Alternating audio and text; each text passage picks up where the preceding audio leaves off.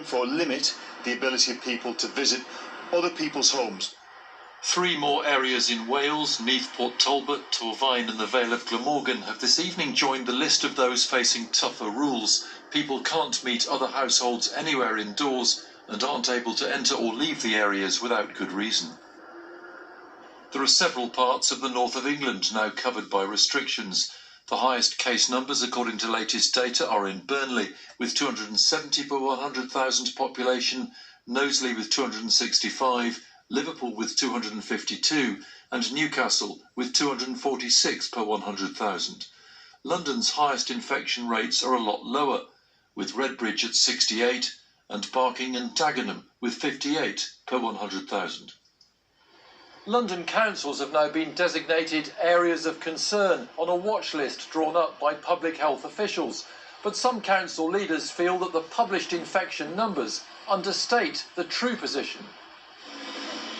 In the borough of Hammersmith and Fulham, they were running mobile pop-up testing centres, but these had to stop when the units were moved to other areas. Now the council's concerned there are rising numbers of undetected cases. The government keeps saying there's enough testing for everybody. That isn't our experience here. People who want to get tests can't get online to book them. And as a result, we have people, I'm sure of it, walking around our borough and all parts of London who are carrying the virus and potentially a danger to other people, and we just don't know about it. There are now calls from some local authorities in the capital for the government to impose the same restrictions already in place elsewhere in the country. Hugh Pym, BBC News. Well, the Prime Minister has said for months that local strategies are the best way to deal with local outbreaks of coronavirus. But what is the latest evidence on how effective they are?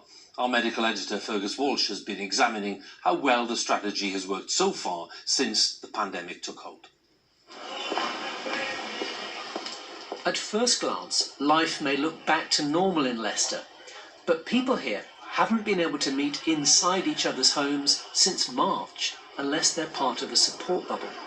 You can only see friends in outdoor cafes, parks, or other public spaces. Leicester was the first place in the UK to introduce local restrictions at the end of June after a sharp rise in cases. They were tough. People were told to stay at home and only travel if it was vital. Non-essential shops were shut for around a month. Public health officials started going door to door doing testing. It worked. Cases fell by half in the coming weeks. And in early August, restaurants, pubs and hairdressers reopened about a month after the rest of England. And in early September, swimming pools and gyms reopened. But in the past few weeks, cases have started to rise sharply again. There was a small increase in hospital admissions in Leicester in June, but mostly the trend has been downward. Cases have stopped falling, but are still way below the peak in April. Very concerned that things are going the wrong way and that those case numbers we definitely need to get back down.